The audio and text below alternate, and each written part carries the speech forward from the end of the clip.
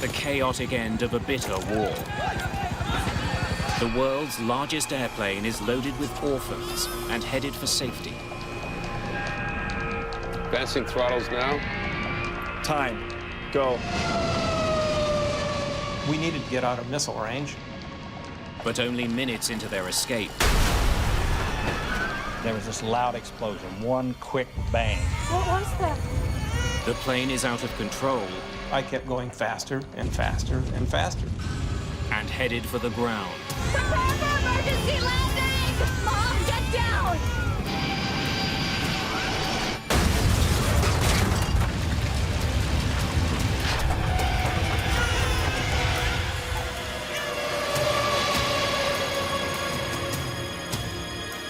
And then it was quiet.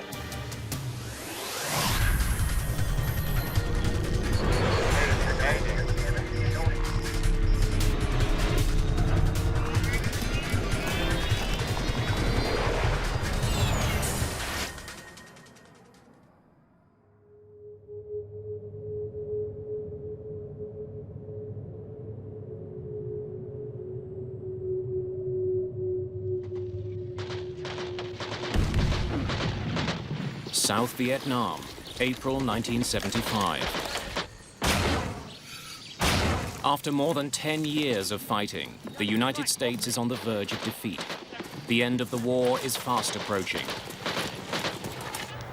The enemy is closing in on the capital.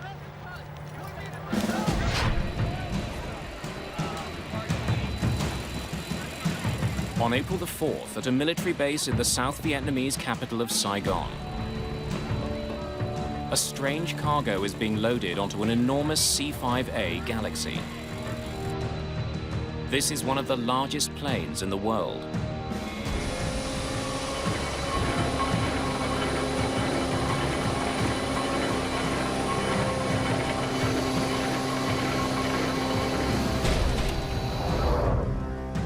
The C5A is primarily a cargo plane. Its hold is wide enough to carry tanks and tall enough to move buses. Above the cargo area, there's a small number of seats. Both the passenger area and the cargo bay are being pressed into service today.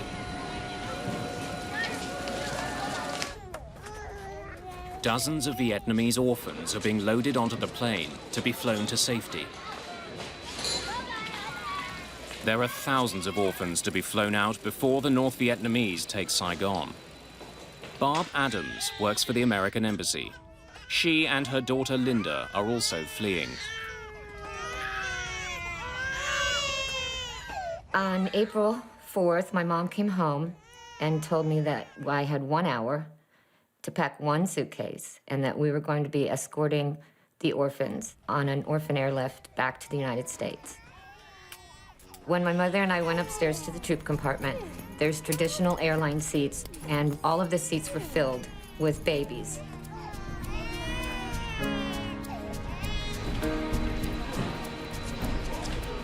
Sergeant Ray Snedigar is in charge of loading the plane's massive cargo bay. Make sure it's secure. We got people down there. It was hard to control the situation. So many people were there, so much news media, so many people from the orphanages, so many military people, that it was actually pure chaos. Just the day before, American President Gerald Ford announced the start of this desperate mission of mercy, a remarkable effort called Operation Babylift. I have directed that C5A aircraft and other aircraft especially equipped to care for these orphans during the flight be sent to Saigon. I expect these flights to begin within the next 36 to 48 hours. Arnold Isaacs was covering the end of the war for the Baltimore Sun. We had transport aircraft flying into Saigon every day, unloading military supplies and going back empty. And so it was decided that they could carry out the orphans on those returning flights. There were a lot of cameras and reporters out there covering the loading and the departure of the plane.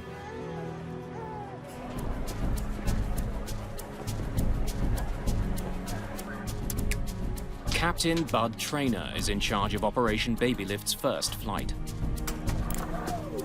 I got a call from the command post back in the States, and they said to me, how many people could you take out of Saigon if you were asked? Because of the last-minute nature of the flight, they're running behind schedule. The plane is already 5 hours late, and Captain Traynor wants to be in the air. He orders the cargo bay doors to be closed. Tell me what. Doors closed.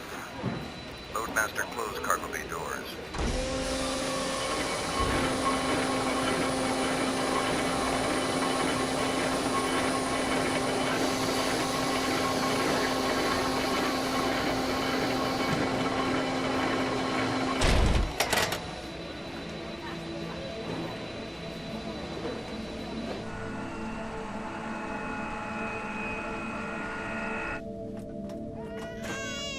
The youngest of the 145 children have been crammed into the upper passenger section of the jet.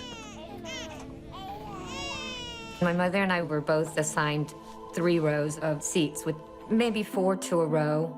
So it would be 12 to 15 babies that we would be taking care of on the flight, feeding them, changing them, whatever they needed to have done.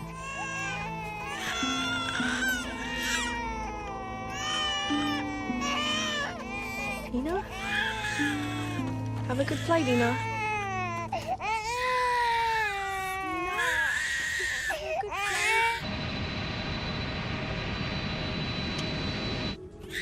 There are 102 older children in the cargo area below. A number of adults from the American Embassy are also down here, keeping an eye on the orphans. Getting out of Vietnam starts by leaving the safety of the US base. Advancing throttles now. 15. 20. Time. Go.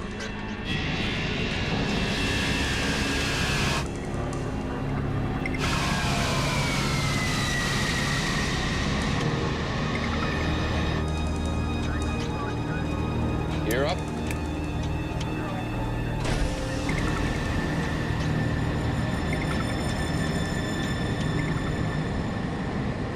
I remembered that we had to take off at a pretty steep angle.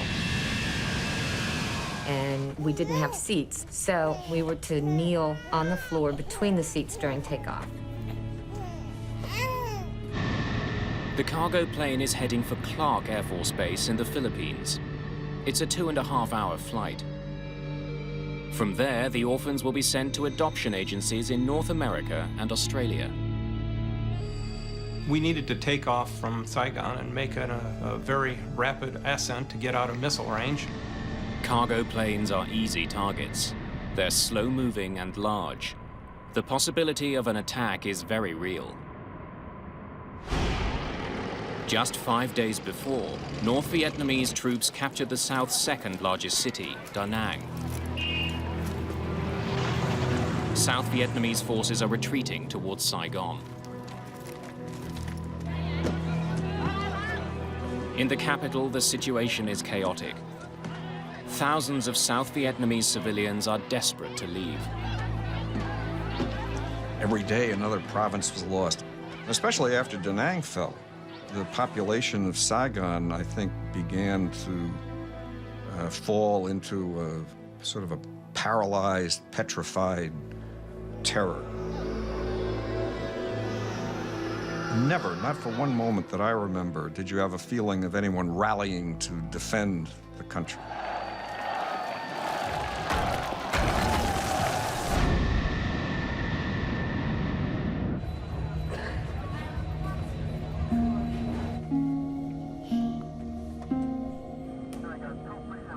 How's the air in the troop Compartment. It's all right. The baby's still squalling, or? They quieted down with all the noise.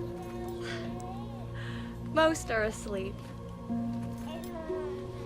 Just as well.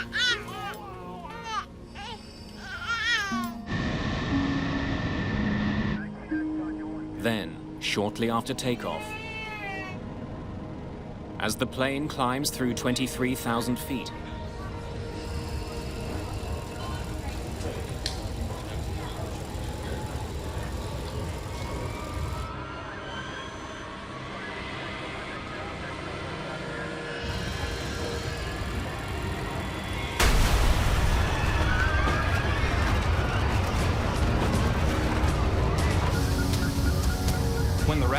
decompression occurred, the plane filled with this mist.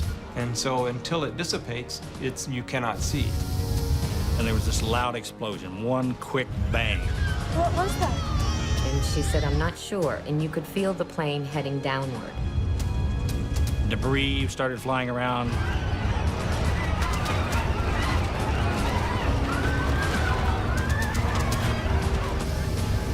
It's a classic decompression. Somewhere there's a massive hole in the plane's fuselage. The air inside the jet is rushing out. At 23,000 feet, there's barely enough oxygen to breathe. So I looked over at the co-pilot, and he was putting on his oxygen mask, and I thought, I'd better do that too. The oxygen masks have dropped automatically. But on such an overcrowded flight, there aren't enough to go round. The ones that are available weren't designed to reach babies.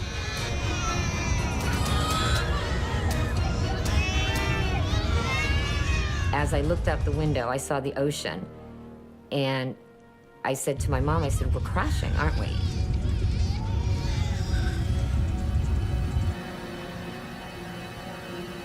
At the back of the passenger compartment, Lieutenant Marsha Wirtz checks in with the crew.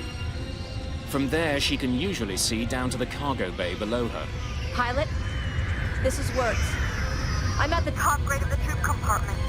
I can see the China Sea out the rear of the plane. What? the cargo Door is gone.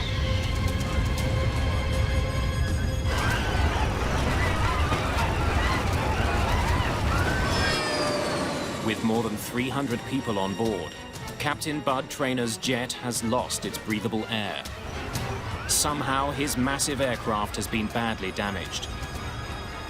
And he's a long way from a safe place to land.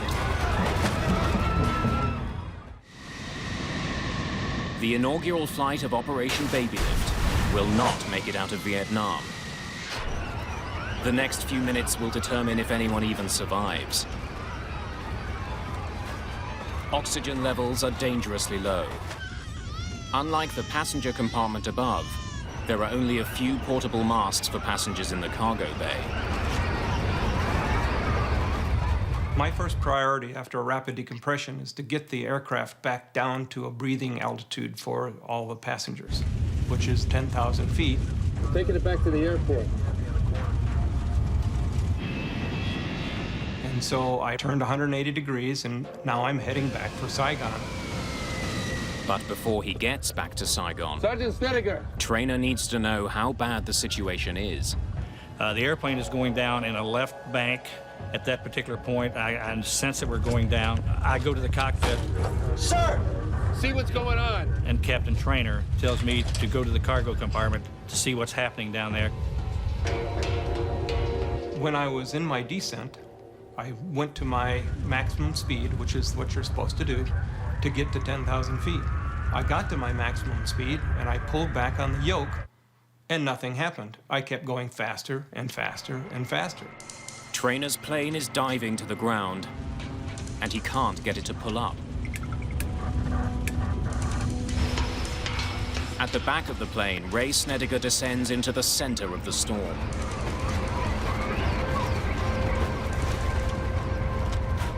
When I came down, I noticed there was a lot of chaos in the cargo compartment. Obviously, people were frightened.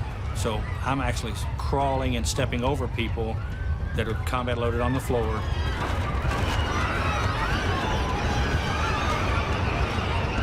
And I saw this huge gaping hole in the back of the airplane. All daylight back there. And then Snedigar spots what could be an even more serious problem. Hydraulic fluid is pumping out. Control cables are dangling in the breeze, flopping back and forth, and it just reminded me of looking at some spaghetti. That was the first thought in my mind. The flight engineer also notices that the plane is losing its hydraulic fluid fast. Pilot, we've lost number 1 hydraulic system.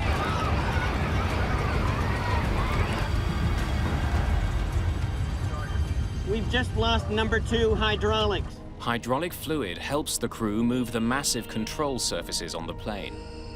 The rudder and elevator at the back, and the ailerons and flaps on the wing. There are 4 separate hydraulic systems on the plane. Now 2 of them are completely empty. And as Traynor dives towards 10,000 feet, his plane is going much faster than it should, and he can't pull up. And I kept pulling back on the yoke, thinking that I could slow down, pull back more and more and more. I'm not getting anything out of the yoke. How about you? Nothing. And we were just totally puzzled. What is going wrong? Pulling on his yoke should bring the plane's nose up and slow it down. If he can't pull the plane up soon, it'll plow straight into the ground. And I'm concerned at that point we're still falling. We're not leveling out. In the belly of the plane, Ray Snedigar reports what he sees to the cockpit. Pilot! Cargo bay! Go ahead.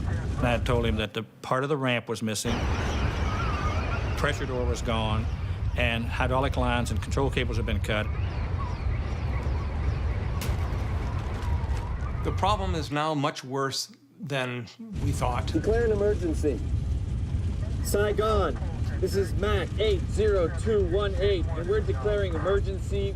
We require Immediate return to base.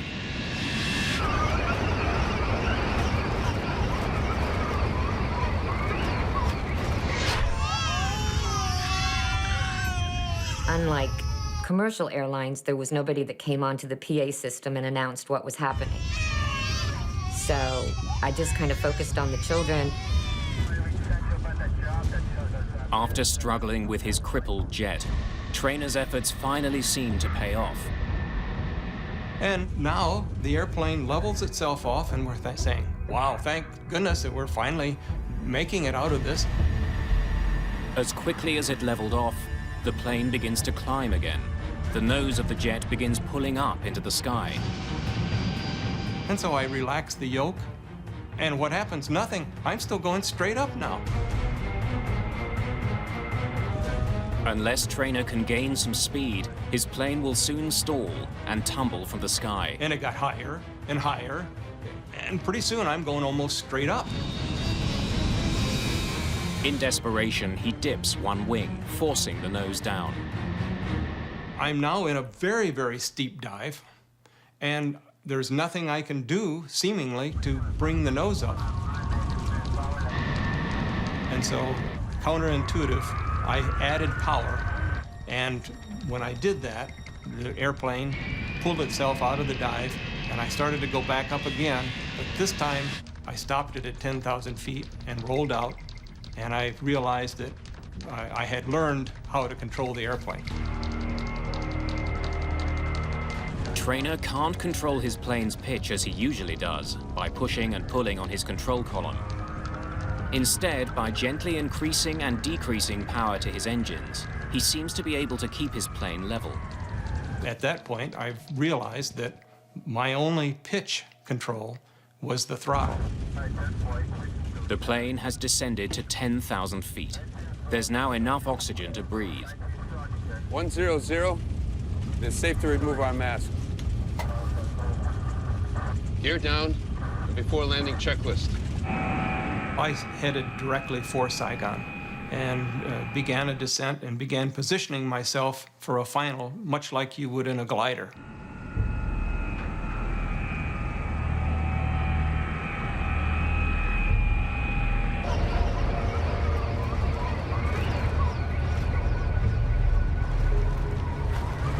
Don't worry. They're taking care of it up in the cockpit. We're gonna be down soon. I'm trying to provide comfort to these passengers. At the same time, I know we're in serious trouble because the airplane is still going down. Captain Traynor has coaxed his injured jet down to just over 4,000 feet. 11 kilometers from the airport, he turns his jet to line up with the runway when his plane surprises him again. In the final turn to the runway, when I banked the airplane, the nose dropped and I couldn't continue my turn. I had to level the wings so that I had enough lift that the nose didn't keep descending. Captain Traynor had to stop turning before he could line up with the runway. He's now losing altitude fast, and his prospects are becoming increasingly grim. While we were working in the cargo compartment, the loadmaster came to me and said, we need to get upstairs because we're going to crash land. When I get to the top of the ladder, I've changed my mind and think I need to be in the cargo compartment when this airplane does get on the runway so I can help evacuate down there. As I try to leave, the flight engineer grabs me by my left elbow, throws me into a seat, and about the time I hit the seat, I can hear the ground screaming. It's a loud scream. It's coming closer. Prepare for an imminent crash landing. Get down on the floor! Prepare for emergency landing! Mom, get down! When we started to go down, my mother and I were focusing on what should we be doing to brace for impact. We had a big open field in front of us. When I got within about 200 feet of the ground, I said, "We're going in!" The plane is hurtling towards the ground at almost 500 kilometers per hour. I reach down, grab my seatbelt, and when the seatbelt snaps,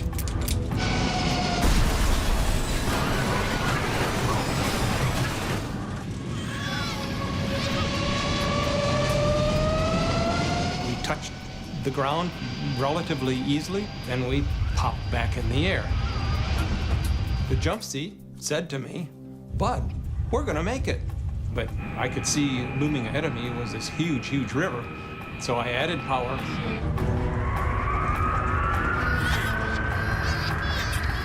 My mom was on one side of the aisle, and I was on the other. And she says, "Come over here and sit with me."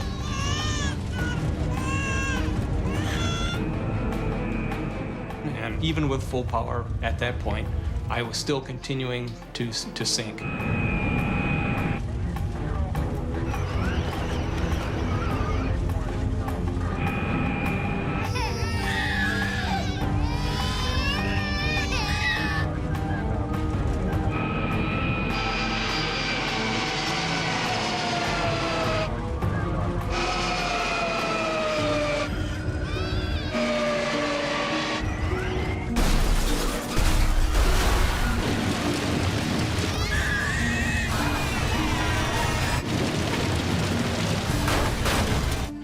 my whole life went into slow motion. The airplane is coming apart where I'm sitting. All kinds of debris is flying through the air. And it went on and on and on. It seemed like forever. When I was going upside down, I remember saying, goodbye to my wife a couple of times, because I was gone.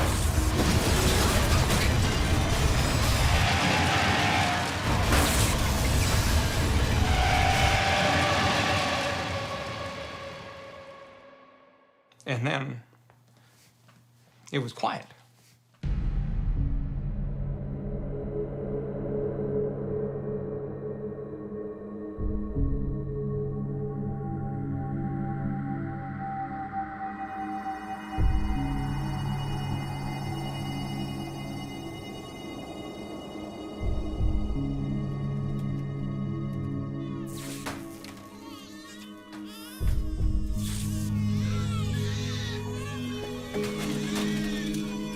When the plane came to a stop, I looked for my mom. I didn't see her anywhere. At that point, it was all a little bit surreal that I didn't even really know what had just happened. All I knew was that we needed to get the babies out of there.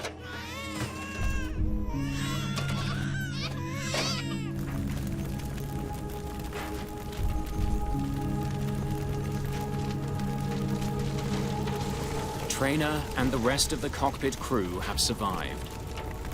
When I stepped out of the window, what was clear after you looked around, the airplane broke up into its component parts. The tail dropped off, the flight deck broke away, the troop compartment and the wings, they separated from the cargo compartment. The cargo compartment itself disintegrated, essentially.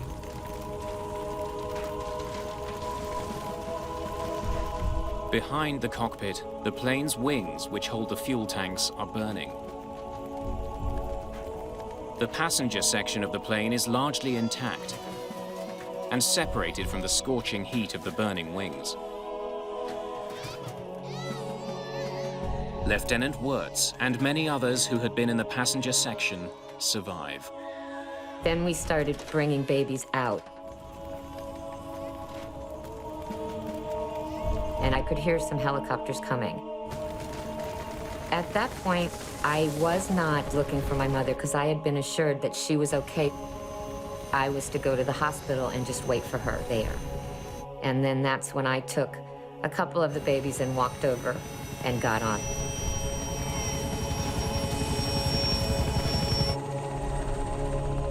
A day that began with the promise of hope has ended in disaster.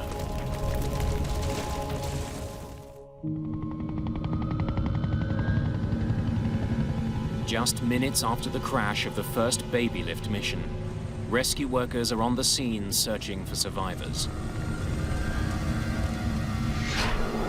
Almost everyone in the cargo area was killed instantly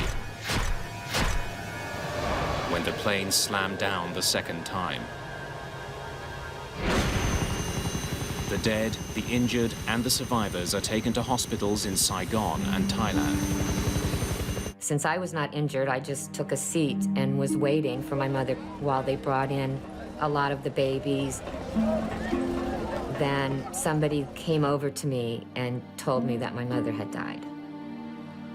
I remember holding on for dear life, so she said, "Come over here and sit with me." Barb Adams' last decision was to be near her daughter. Just as I sat down on the floor, we must have hit. She flew forward somewhere. And that's the last time I saw my mother.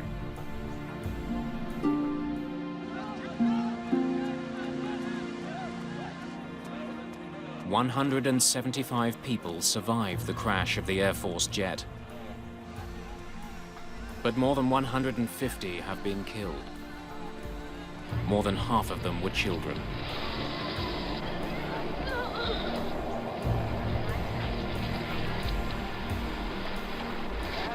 And it was really such a blow in what had already been a very tragic and sad story of the collapse of South Vietnam. And then who would have thought that in the middle of all that tragedy, that the American Air Force would crash a plane full of Vietnamese babies and small children.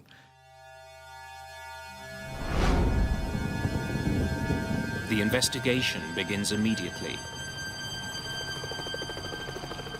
The next day, along with the investigators, Captain Bud Traynor returns to the smoldering wreckage of his plane on a special mission of his own. I had to leave a couple of crew members out at the aircraft. And so I went back the next morning. The bodies of 2 dead crewmen are still pinned down by the wreckage. So we took a lot of tie-down chains and put them together and did the old heave-ho with a whole lot of people to move the flap of wreckage that was pinning the 2 crew members.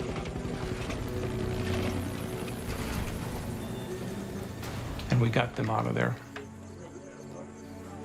It's always important to finish the job, and we did. But then I had a very naive approach to what was going to happen next. I kind of envisioned the guys in the silver helmets and put out the white rope. This is going to be a secure site. And that was when I got the shock that, hey, there are no guards out here. There's a Vietnamese soldier going through my suitcase wearing my flight jacket.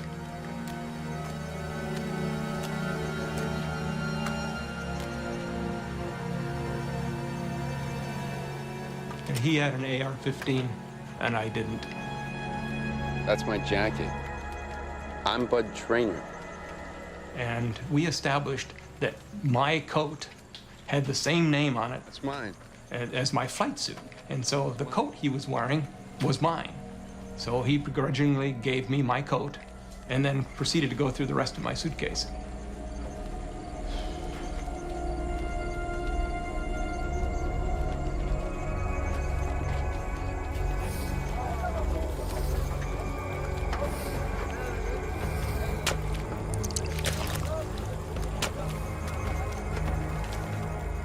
It's not only Traynor's jacket. Looters are picking the plane clean. Dave Scheiding is a structural engineer with the Air Force. When we got to the site, we had some concern to begin with because there was a tremendous amount of civilian people out there actually picking up parts, which, of course, that didn't help us much as far as the investigation goes. He's part of a team that goes to Saigon to try to figure out why the plane crashed. This investigation was very unique from a couple of standpoints. The first standpoint, of course, the people taking parts away from us, but second, the country was in extreme chaos. It was essentially falling. Frank Huskin is also part of the investigative team. The NVA and the VidCong are all around, and we were only out there during the daytime, but it was a very uncomfortable feeling. Very uncomfortable feeling. One of the first things we wanted to rule out was sabotage and a bomb. So we brought in dogs from the Philippines, bomb-sniffing dogs.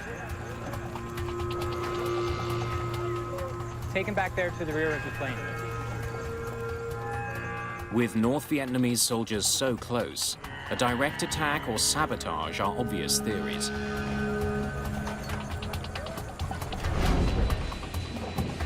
Initially, they had all thought that it had been a bomb placed in the luggage compartment, or it had been a missile that shot the plane down. During the rush to board the aircraft, personal luggage was loaded but not thoroughly checked. This added to the speculation that a bomb may have been smuggled on board. The dogs find no trace of a bomb, and investigators find no evidence of explosive residue on the plane. It clearly wasn't attacked, but something had caused the cargo door to fail. We had to find the doors, if at all possible, to make sure that we didn't have a problem with other C5s that would cause this type of crash. Soon, the massive C5As will be desperately needed to get America out of Vietnam. Finding out what happened to this one couldn't be more urgent. It was beyond important. At the time, we had approximately 100 C5 aircraft. We grounded the C5s until such time that we could figure out, one, what the problem was, and two, what were we going to do to prevent it from happening again. Hey, guys! As they examine the wreckage, investigators also try to find out why the crew had such difficulty controlling the plane. Look how this is sheared off. The cables that Ray Snedigar saw leaking hydraulic fluid were the ones that controlled the plane's elevator. Since the elevator controls pitch, Captain Traynor had no way of guiding his plane up and down. Cargo bay! Declare an emergency. Saigon. Emergency. Return to base. When there's no control of the elevator, which allows for up and down pitch, an airplane will set up an oscillation up and down. His oscillation started as nose was going down, and then it picked up speed, and then it started pitching up. A falling plane's aerodynamic properties will force it to follow a predictable pattern. As lift increases, the nose naturally tilts upwards. Without the elevators to counteract the motion, it will continue until the plane moves so slowly that it stalls, falling back to the ground. It explains the strange motion of the giant C5A. By adjusting the thrust to his engines, Traynor was able to keep the jet from rising and falling. Investigators believe the cables were sheared off when the cargo door exploded from the plane.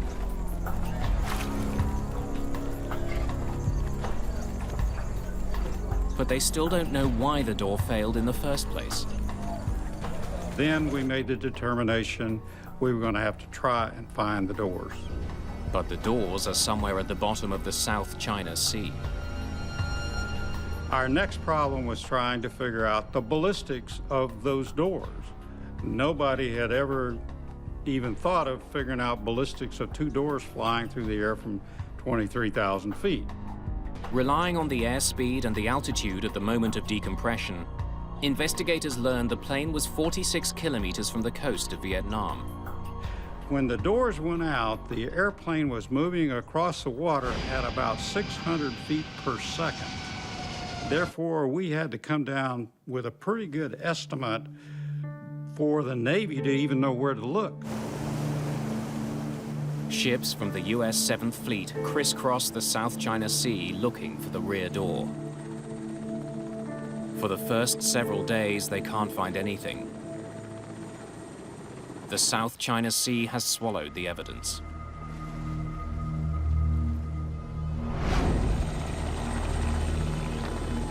At the crash site, investigators are becoming increasingly frustrated.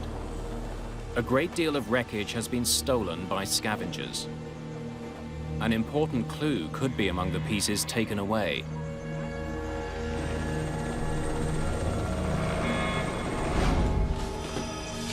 To retrieve these parts, the Air Force offers to buy them back. The strategy was to provide leaflets throughout the city of Saigon and the surrounding area. We want every piece of material from the aircraft back, and we will also pay you if you will turn this in to us. 11 days after the crash, flyers are delivered to local officials and distributed throughout the city. Investigators do eventually recover the camera that was used by a film crew on board the plane. They hope it can show them exactly what happened.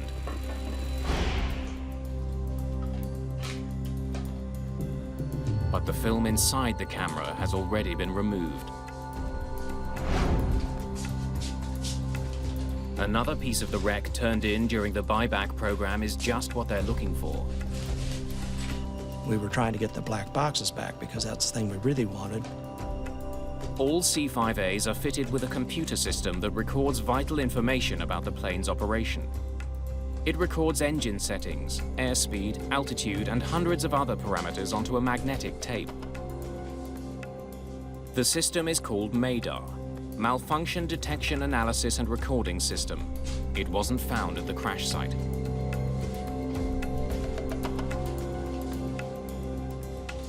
The Mayday is eventually returned for a reward, but it proves to be a disappointment.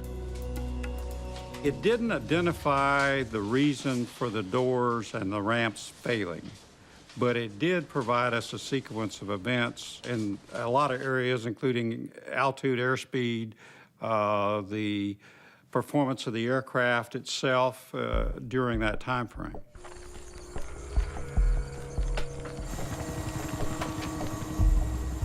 As investigators continue to look for the cause of the crash, the situation in Vietnam gets worse. 2 days after they receive the Mayday, the South Vietnamese president resigns. On April the 23rd, 100,000 North Vietnamese troops approach Saigon. The noose around the city is tightening quickly. While we were out in the rice paddy, you could see burning hamlets and villages, and in the distance they were on fire. You could hear the explosions and so forth of mortars. While the situation in Vietnam continues to unravel, the US Navy finally has some success at sea. On April the 26th, they find the cargo ramp and part of the pressure door of Traynor's plane.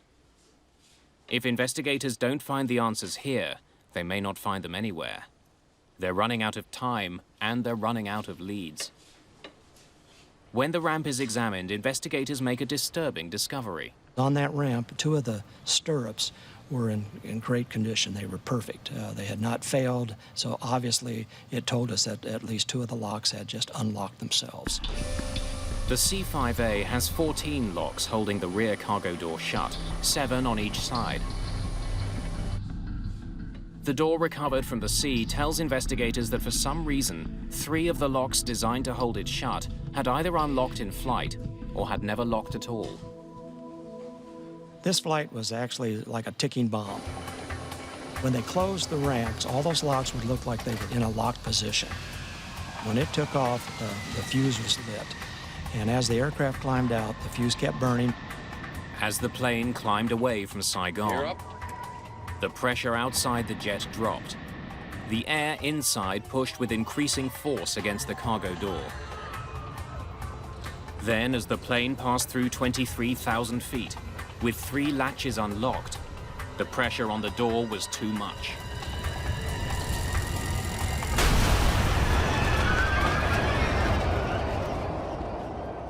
With the 3 locks that failed all in a row, it was just too much load for the other 4 locks to actually pick up, and what's resulted in a catastrophic failure of the ramp itself. But investigators still don't know why the locks failed. Before they can find the answer, the situation in Vietnam deteriorates completely. Saigon is under siege. On April the 27th, the investigators take all of the evidence they can and leave. It's simply too dangerous to stay. When we left Saigon, we were the last 2 C-141s to leave Tonson Air Base. They were essentially losing their country at that time, and after that it was only helicopters that got out. Investigators hope they have all the clues they need to solve the mystery of the crash. They know they won't be coming back to Vietnam to look for any more.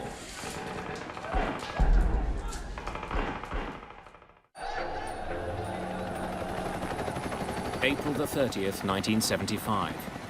The war in Vietnam ends. From the rooftop of the American embassy, the last remaining Americans in Vietnam are flown to safety.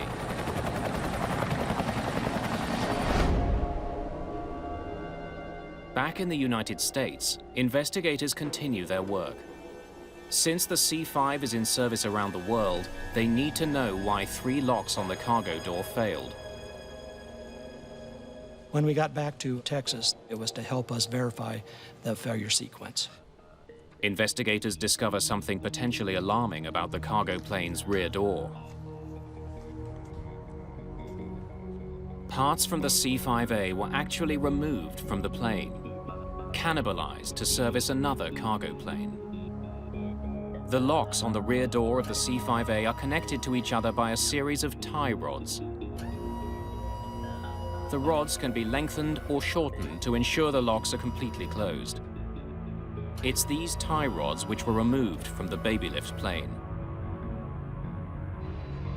At the time, the enormous cargo planes were in constant demand. The Air Force was very short of parts, and so they came up with a standard practice for maintenance that they could cannibalize parts off of aircrafts that are not being flown. It's authorized, and it's a good operation if you respect it and treat it properly. The tie rods were replaced before the Babylift plane left for Saigon, but for some reason they hadn't held. To try to figure out what happened, investigators rebuild one of the locks that was supposed to keep the rear door closed. We essentially built a working model of that ramp, and we had to do that because we didn't get all the parts back because of the people picking them up, parts out in the ocean and everything that we never got back. Investigators aren't convinced that the problem is in the basic design of the lock. They suspect that before the plane left California, the engineers who replaced the rods didn't follow the proper procedures. When we're talking about the locks, the distances that we're talking about are very, very small. We could be talking about a 16th, 32nd of an inch difference between being locked and unlocked. The re-rigging was done before the plane left the United States. Show me how you re-rig it.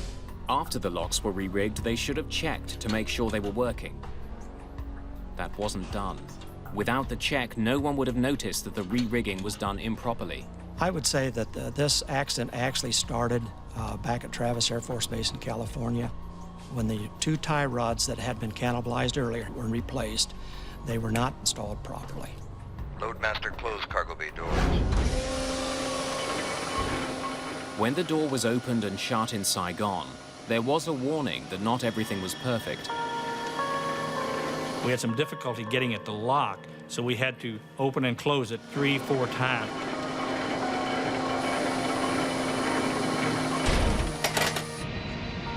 But it seemed to be routine, and in the heat of the moment, we didn't think anything about it. But 12 minutes after liftoff, as the plane continued to climb, The 3 improperly closed locks were forced open by the building air pressure. The remaining locks could not take the extra load.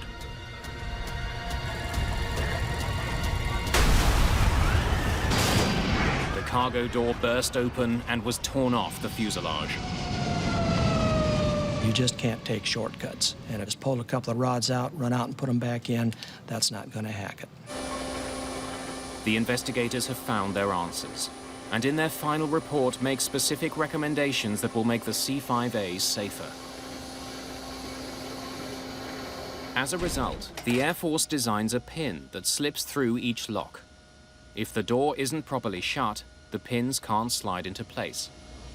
We essentially Murphy-proofed it by putting steel pins in there so that when the lock is in the over-center position, if you can insert these safety pins, then you know that the system is properly rigged.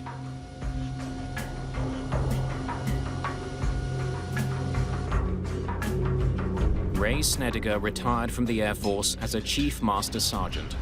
This mission was probably the most discouraging in some ways based on part of the outcome. But also, it was refreshing in the fact that we displayed such good airmanship, such courage, and we were able to save so many people. After 28 years of service, Bud Traynor retired from the Air Force as a colonel. I think everyone second guesses themselves to see if there was something else that they could do. I am very fortunate in that I never found something that I said, I sure wish I had done X. It just wasn't there. That pilot did a super job. The fact that anybody survived this crash is just remarkable. The ones that were saved are very fortunate that that particular crew was in charge of that aircraft. Being a pilot myself and knowing they only had 1 aileron and 4 engines, by rights they all should have been dead. Investigation Board does not normally recommend decorations. That's not part of their job.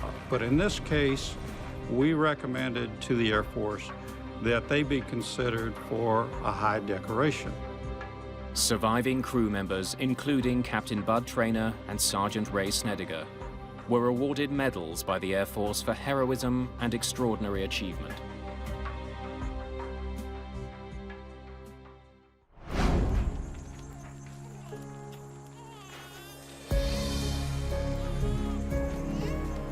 One of the orphans that survived was baby Ina. Ina? Today, she's known as Kelly Jackson Brownlee. April 4th, 1975.